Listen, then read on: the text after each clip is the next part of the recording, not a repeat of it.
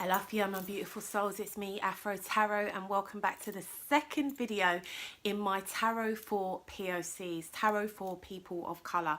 I don't think I made it clear in my last video that this was going to be a series. I have a whole series planned out of various different tarot and oracle decks for people of colour, as well as tarot for cutie pox, LGBT, tarot for feminists, tarot for women, eclectic tarot, all that kind of stuff. So I will be doing a whole series on this.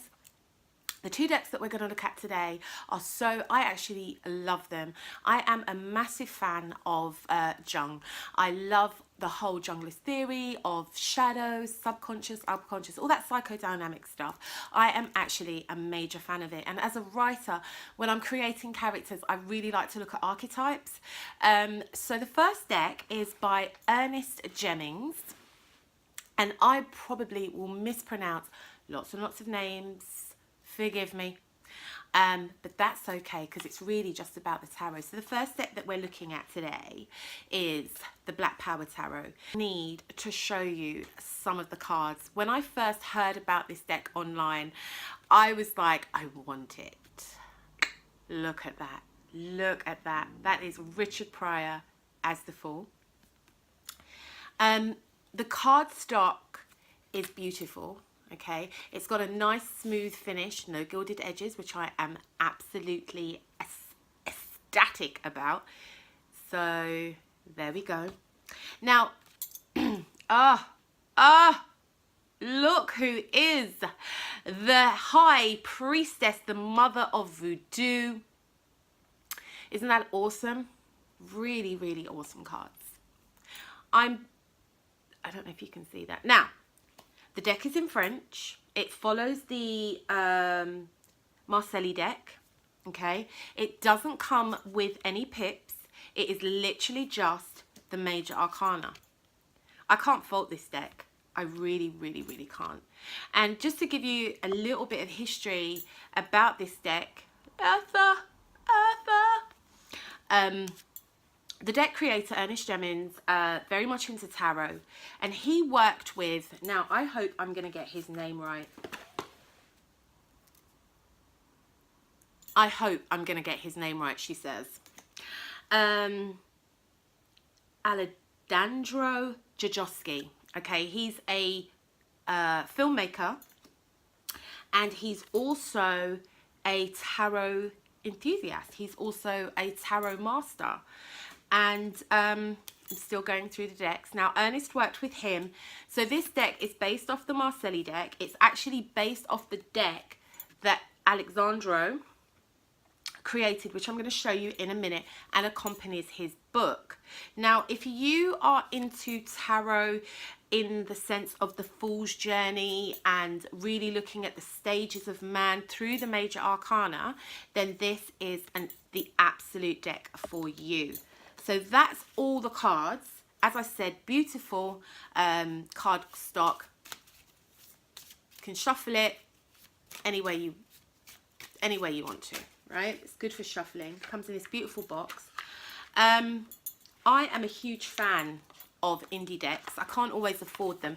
Now, this deck I purchased directly from Ernest himself, and this deck in total, including shipping, probably cost me close to about £75. So being in the UK and investing in indie decks can be really, really expensive, because then we have to put on shipping costs and things like that. But this is my first indie deck that I purchased. Now, this is Jajowski's, I've got it, I'm going to get his name wrong, but there we go. This is the deck that the Black Power deck is based on, and it comes with the accompanying book.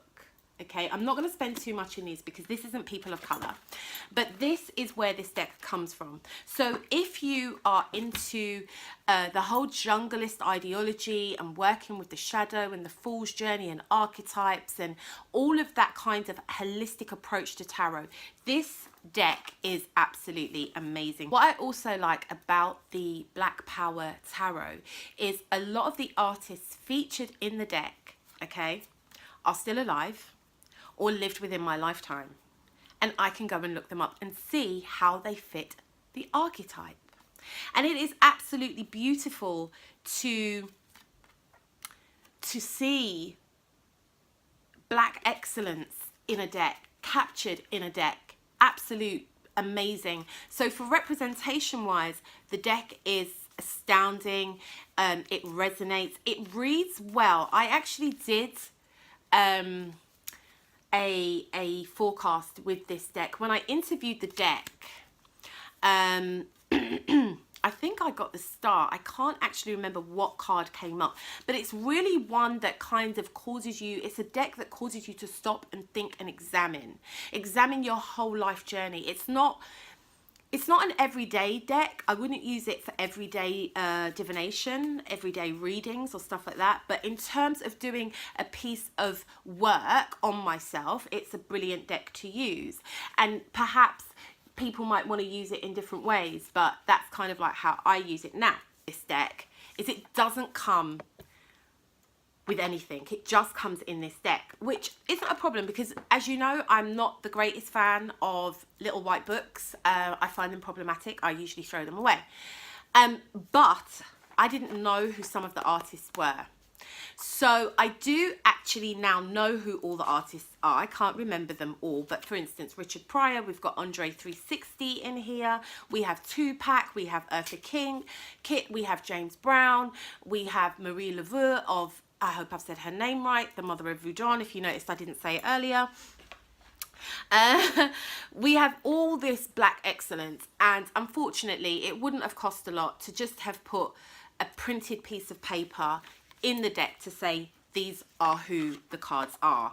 You didn't even have to give us any like divinationary keywords, but just who they were.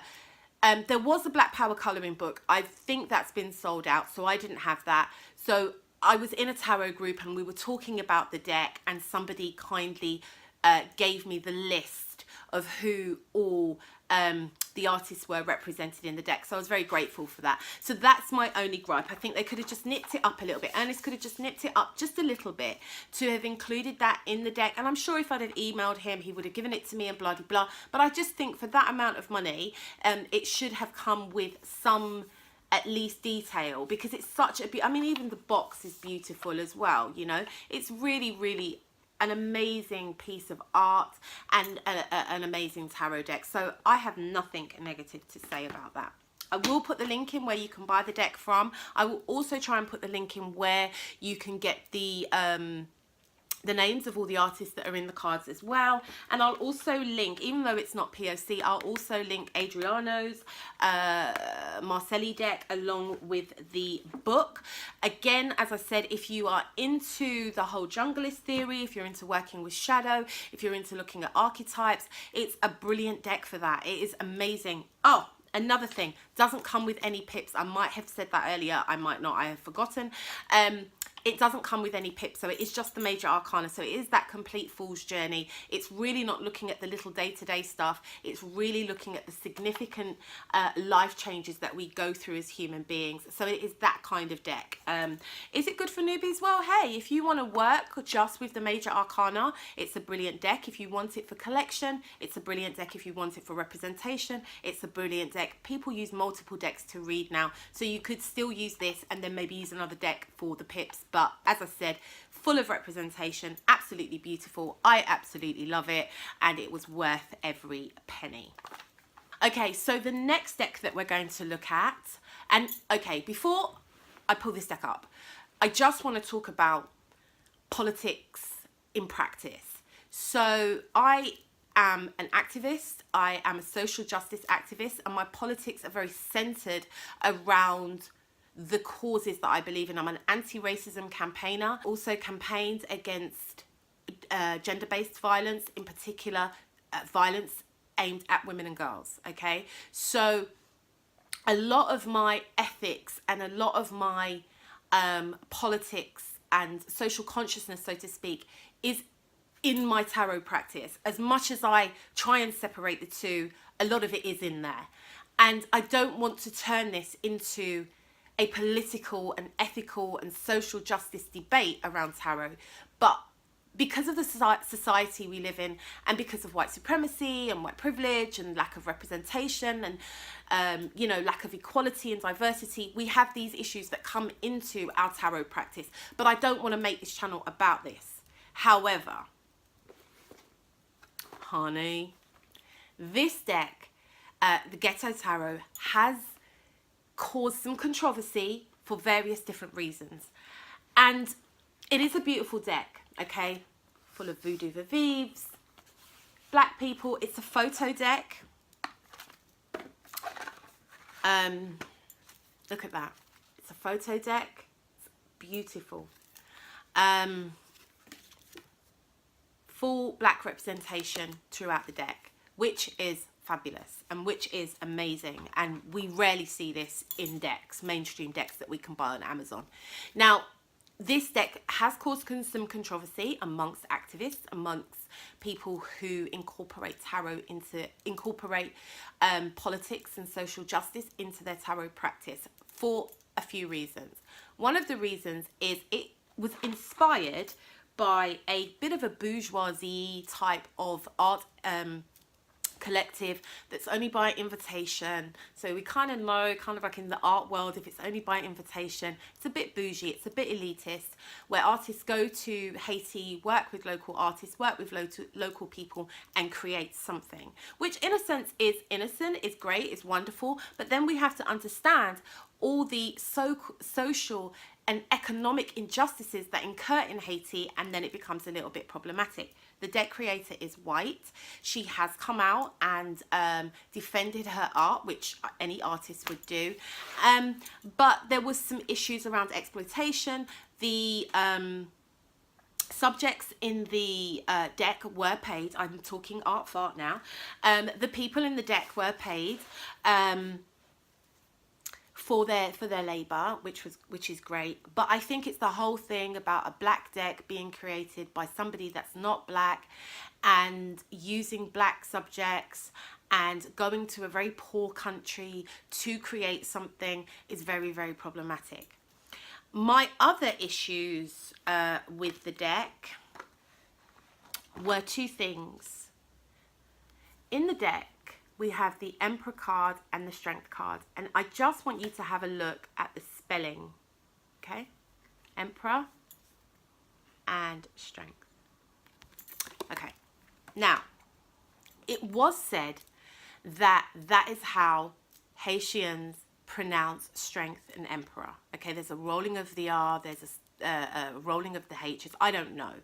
I have heard many Haitians speak and I've not really picked that up, but hey, that's just me.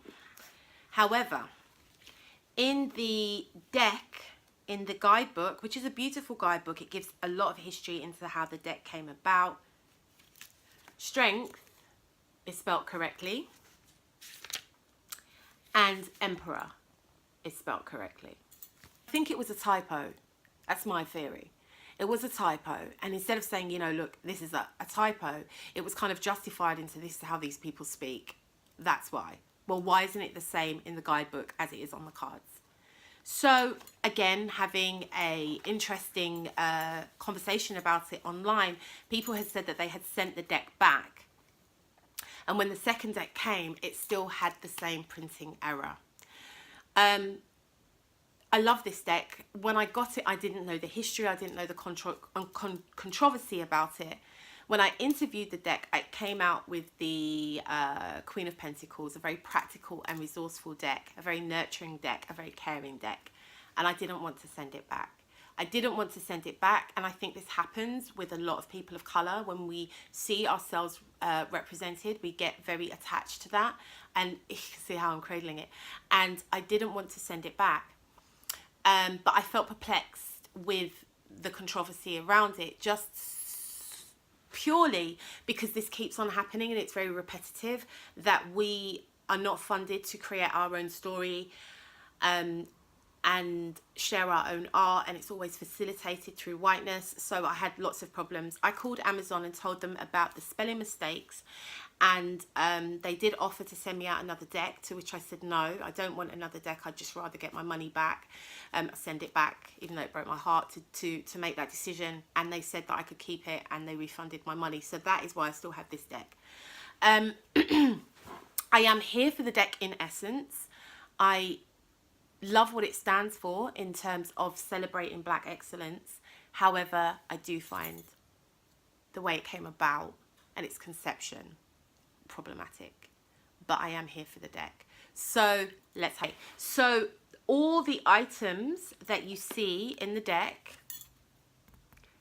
are recycled, and local people from the area chose all the recycled items to use in the deck, and they were paid, and it is a lovely deck. The Death card is probably my favorite card, which we'll see coming up. The cards are slightly bigger than your traditional tarot decks. They are slightly wider. If I measure it up against the Black Power deck, which is a little bit thinner, you can actually see the difference there. They're a lot wider and a lot bigger. I will talk about shuffling. Here we go. So all this stuff, it's just so beautiful to see a deck that completely represents me with people that look like me. And I know some people aren't a fan of photo decks or decks with real people, but I love this. I love how the imagery of Haiti has been captured. It's almost bittersweet, really. It is severe poverty, but somehow it's been made to look very beautiful. And that is the skill of the artist and the skill of the photographer and the creator. And I'm not going to take those things away, but I do think it kind of romanticizes poverty. And there was issues around the name Ghetto as well, but it was almost like it has been reclaimed. There's a whole sort of discourse online about it. I'll drop the links. And there's also some information about where it comes from in the guidebook, but it is kind of linked back to this bourgeoisie invitation only art collective. So yeah, the card stock is really good. It's quite thick and bendy, no gilded edges, and that's the back and that's the front. Here's the Two of Swords, and they're called machetes. Just look at that.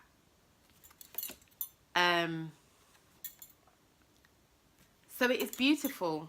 It really, really is beautiful. Some of the pips have no numbers on them, so it can be a little bit challenging when you're reading. I have read for people with this deck a few times. In actual fact, I've shown them the deck and I said, would you like a reading with this deck? And they have jumped at it purely because of the representation, which I'm so here for.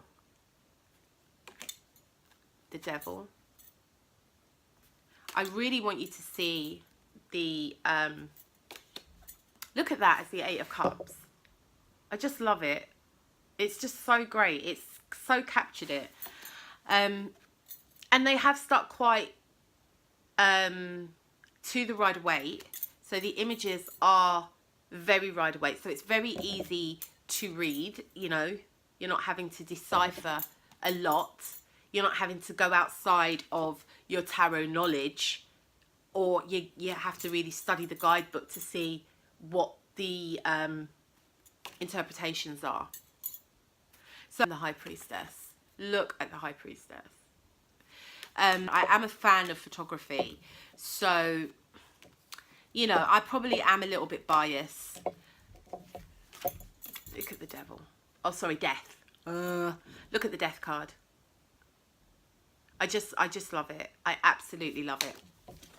So it is a beautiful deck, and again, I hope my little commentary around the politics wasn't too much about it, because, you know, it's bloody tarot, isn't it? We don't always want to go on about politics, but I think when we are looking at decks for people of colour, we need to take politics into that. As I said, I will drop all the links. Again, this deck is on the expensive end of tarot. It's not cheap. When I bought it, trying to remember what year I bought it in, maybe 2015, 2016, early 2016. I think I've had it since 2016. I don't know if you can see, the box is kind of a bit tatty. I didn't know about the history of the deck when I bought it. I literally just went out and bought it. So I think it's probably, it's in the 30s, so it's either $36.99 or $39.99. It is available on Amazon, or you can buy it directly from the artist. I don't know if any of the royalties from this, any of the money that is being made, is going back to the people that took part in it. I don't know. And I think, again, that's some of the controversy that there is with this deck. So, yeah, Black Power deck, absolutely amazing. Again, if you're into the whole Fool's Journey, archetypes, delving into the shadow and the subconscious, this is the deck for you. This is a very practical deck. It's a photo deck. Besides all the controversy around it, it is a very, very good read, very practical read. And in essence, I get a good vibe from the deck. I don't get any kind of like, I've bought decks before. I've bought one deck before and I was like, I don't like this deck, I'm sending it back. But even with this, even with knowing the controversy about it, the deck itself is beautiful. Its essence is pure. It's got a very pure essence, and I'm here for that. You know, I am absolutely here for that. So I really hope that these two decks have given you some insight. I hope you enjoy the videos. I hope you like, subscribe, share, comment, let me know your views. I'm really sorry if I spent too much time talking about my politics and not enough about the decks. If you want to know anything more about them, please do hit me up. And folks, this is a quick edit at the end of the video. I didn't talk about shuffling, and I think it's really important because, as I said, this deck is larger than your traditional Rider-Waite. Now, because it's a photography deck, and I am a fan of photography, and I want to preserve the artwork as a budding photographer myself, I shuffle the deck like this, which, as you can see, cards fall out, okay? I shuffle it like this, or like this. It is a little bit difficult, or I put all the cards out and I shuffle like that. I don't read reverse, so if one comes up reverse, I just turn it around the upright way. But you can, it isn't impossible to shuffle, okay? It's just, it can be a little bit difficult. And again, I don't shuffle this way or sort of like poker shuffling, because I want to preserve the artwork and I don't want to get creases and, you know, sort of make it look really, really used. I don't mind it looking used, but I don't particularly want to ruin the artwork. So I wouldn't recommend poker shuffling with this deck. I would just recommend very gentle, vertical, horizontal, or just spreading the deck out as a whole and shuffling it that way, because you really do want to not really mess around with the artwork. It's like creating dog ears on books. So I hope that helps with the shuffling, and yeah.